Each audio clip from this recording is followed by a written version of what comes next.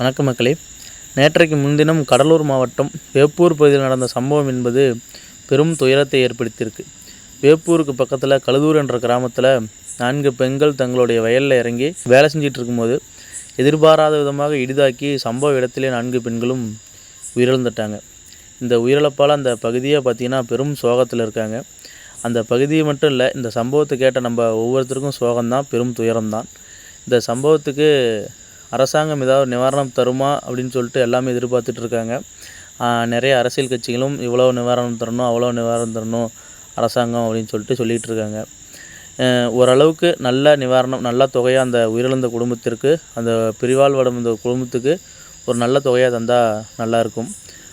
இல்லை 2 லட்சம் 1.5 லட்சம் கொடுத்து ஒரு விவசாயிகளுக்கு இவ்வளவுதான் மதிப்பு அப்படின்னு சொல்லி விமர்சனம் இல்லாத வகையில் ஏதோ ஒரு அமௌண்ட் கொடுக்கணும். ஆனால் அப்படி கொடுப்பாங்களா அப்படிங்கிறது ஒரு பெரிய சந்தேகம். ஏன் அப்படி சொல்கிறேன்னா, இவங்க சட்டவிரோதமாக கள்ளச்சாராயம் குடித்து இறக்கவில்லை 10 லட்சம் தரத்துக்கு. ஒரு நடிகரை பார்க்க பெரும் கூட்டத்தில் சிக்கி நெரிசலில் சிக்கி இறக்கவில்லை ஒரு பெரிய அமௌண்ட்டாக கொடுக்க. ஏன்னா இவங்க விவசாயிங்க தானே.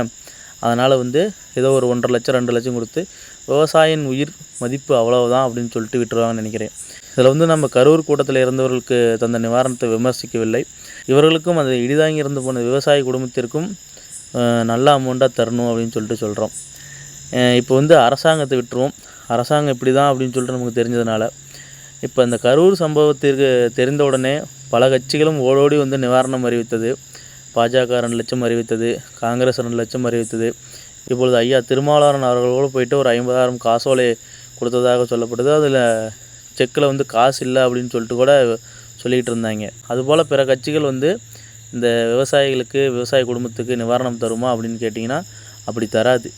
ஏன் கரூர் கூட்டத்தில் இருந்தவர்களுக்கு நிவாரணம் பல கட்சிகள் அறிவித்தது என்றால், அந்த சம்பவத்தை பற்றி நிறையா பேசுகிறாங்க. நிறைய மீடியா வெளிச்சம் இருக்குது, தொடர்ந்து பேசிக்கிட்டே இருக்காங்க. இப்போ இன்றைக்கி 22 நாளுக்கு மேலே ஆயிடுச்சு, இன்னமும் பேசிக்கிட்டு தான் இருக்கும். கரூர் துயரத்தை பற்றி பேசிக்கிட்டு தான் இருக்கும். அதனால் அந்த நிவாரணம் கொடுத்தா பாஜகவுக்கோ, காங்கிரஸுக்கோ, விசிகாவுக்கோ, டிவிகேவுக்கோ பெரும் விளம்பர வெளிச்சம் கிடைக்கும். அதனால் ஓடோடி அந்த நிவாரணத்தை அறிவித்தார்கள். இதுபோல் எங்கேயே இறந்து போன விவசாய குடும்பத்திற்கு ஓடோடி இந்த கட்சிகள் நிவாரணம் அறிவிக்குமான்னு கேட்டால் அறிவிக்காது. ஏன்னா இது விளம்பர வெளிச்சம் கிடையாது. ஒரு 2 நாள் நியூஸ், அதுக்கப்புறம் வேறு நியூஸை பேச ஆரம்பிச்சிருவாங்க.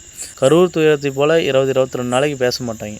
விளம்பரம் வெளிச்சம் கிடையாது. அதனால் பிற கட்சிகள் ஓடோடி இந்த நிவாரணம் அறிவிக்க மாட்டார்கள்.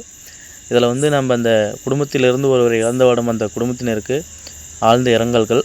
அவர்களுடைய இறந்து போனவர்களின் ஆன்மா சாந்தி அடைய இறைவனை வேண்டிக் கொள்வோம்.